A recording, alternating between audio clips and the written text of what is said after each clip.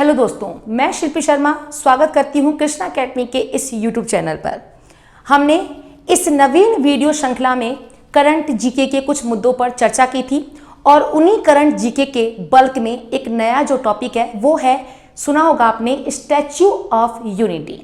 अच्छा, statue of unity है क्या, तो जानते हैं। ध्यान रखिएगा, स्टैच्यू ऑफ लिबर्टी अलग है और स्टैच्यू ऑफ यूनिटी अलग है। कईयों को लगता है कि ये एक ही है और इसको बोलने से पहले ही, स्टैच्यू वर्ड आने से पहले ही या तो वो अमेरिका बोल देते हैं या गुजरात बोल देते हैं। लेकिन ध्यान रखना, पूरा सुनना है उसके बाद ही, या पूरा पढ़ना है उसके बाद ही अपना आंसर आपको लिखना है।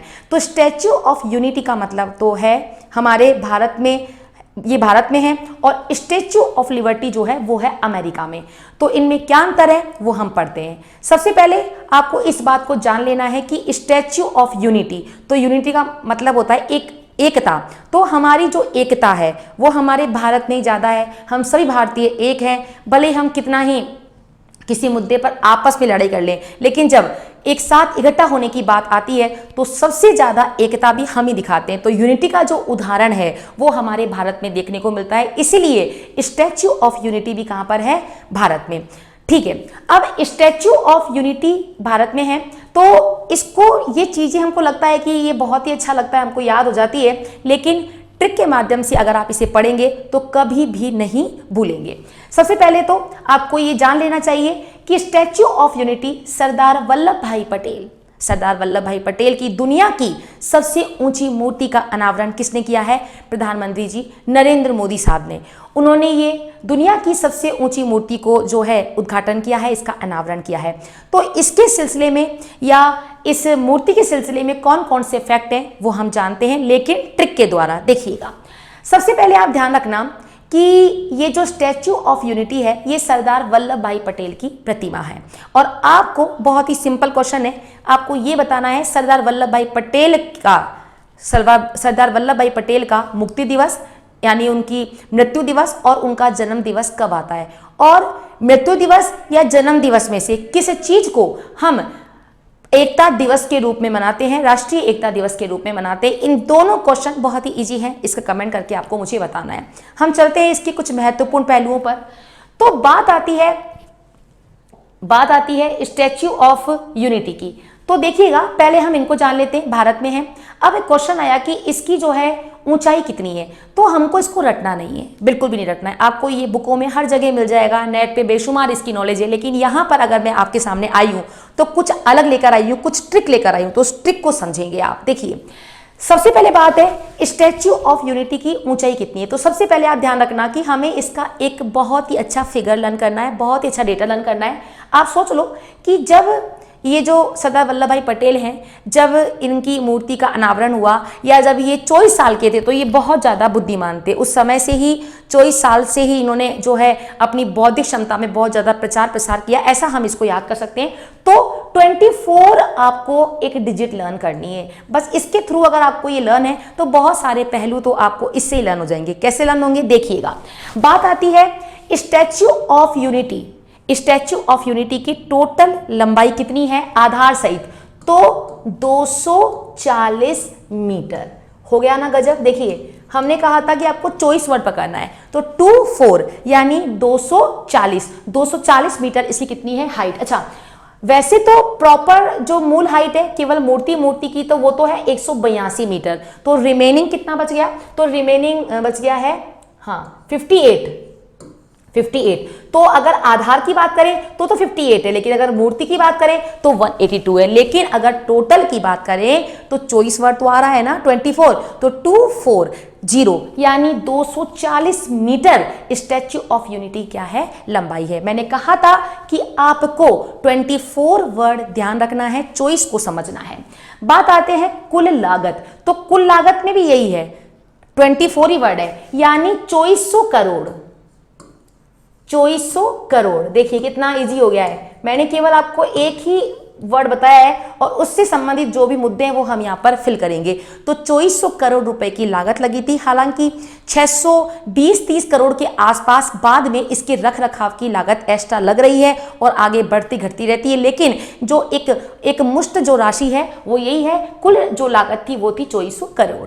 कुल समय कितना लगा। अच्छा ठीक है, कुल समय को कैसे, बहुत ही ईजी है।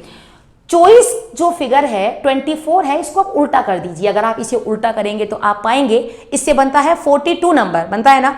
ठीक है, तो 42 देखिए ये भी 24 का ही भाई है, आप इसको उल्टा करोगे तो क्या आ जाएगा 42, तो 42 महीने यानी 42 42 मंथ का जो है इसमें बनने में इसमें क्या लगा, समय लगा।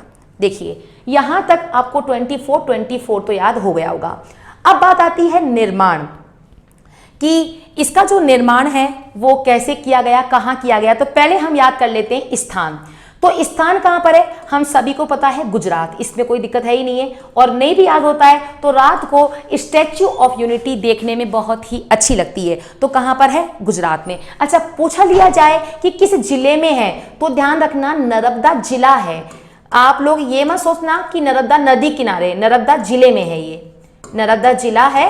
तो ये भी ध्यान रखिएगा कि गुजरात के नर्मदा जिले में स्टैच्यू ऑफ यूनिटी जो है बनी हुई है। तो जिला आपको ये नर्मदा कैसे याद करना है, नर्मदा आपको याद करना है कि सरदार वल्लभ भाई पटेल का हृदय बहुत ही नरम था, ये वास्तविकता भी है, बहुत ही नरम दिल के थे, इसलिए कहां पर है ये, नर्मदा में। ठीक है, तो ये हमारा स्थान हो गया। अब बात आती है शिल्पकार कि किस शिल्पी ने, किस वास्तुकार ने, किस व्यक्ति ने इनकी मूर्ति को बनाने में योगदान दिया। तो बहुत ही इजी है, याद कैसे करना है कि सरदार वल्लभ भाई पटेल इतने महान व्यक्ति थे कि इनकी तुलना हम भगवान श्री राम से भी कर सकते हैं। भगवान श्री राम का दिल इतना नरम था कि वो बिना किसी वाद विवाद किए 14 वर्ष के वनवास के लिए निकल गए केवल एक कथन पर। तो उसी प्रकार इनका भी दिल बहुत ही नरम था। तो इसी वजह से मैंने राम का जो आपको एग्जाम्पल दिया वो क्यों दिया, क्योंकि अगर शिल्पकार की बात की जाए तो इनके शिल्पकार कौन है, तो ध्यान रखिएगा शिल्पकार है रामवी सुथार। रामवी सुथार जो है वो इस चीज के शिल्पकार है। फिर है लोहा। तो अगर आपसे पूछे कि स्टैच्यू ऑफ यूनिटी को बनाने में कितना लोहा लगा, तो इसको आपको याद करना है लगभग 130 टन, 130 टन लगा।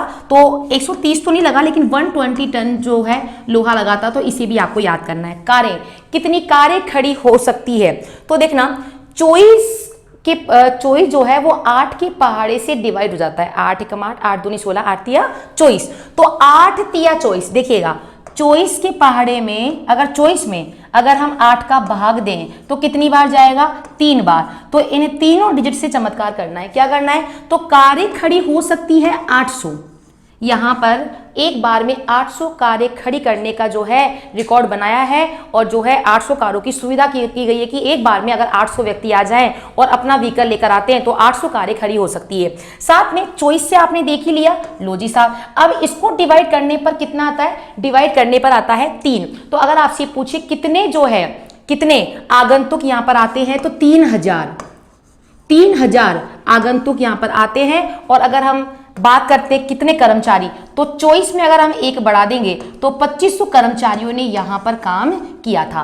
तो ये सब बातें हुई, बहुत ही इजी तरीके से पढ़ा। देखो हमने एक जो मैटर लिया या एक हमने जो आंकड़ा लिया वो था 24। तो 24 से 240 मीटर इसकी हाइट हो गई। उसी 24 से हमने क्या बना दिया, 2400 करोड़ रुपए इसको बनाने में लागत लगी। 24 का अगर आप उल्टा करते हो तो एक फिगर बनता है, इसका भाई बन जाता है 42, यानी 42 महीने में स्टैच्यू ऑफ यूनिटी बनकर तैयार हो गया। अच्छा जो है कहां पर है, गुजरात के नर्मदा जिले में है। और शिल्पकार कौन थे, मैंने कहा था भगवान श्री राम के जैसे इनका हृदय था, तो रामवी सुथार जो थे शिल्पकार थे। फिर 8 के पहाड़े से अगर हम 24 का डिवाइड करते हैं तो 3 जो है वो हमारा क्या आता है, भागफल आता है। तो भागफल से 3 से तो बन जाएगा 3000 आगंतुक एक बार में आ सकते हैं। 8 से हमने 800 कारें, कितनी अच्छी व्यवस्था कर रखी है कि 800 कारें एक बार में वहां खड़ी हो सकती है।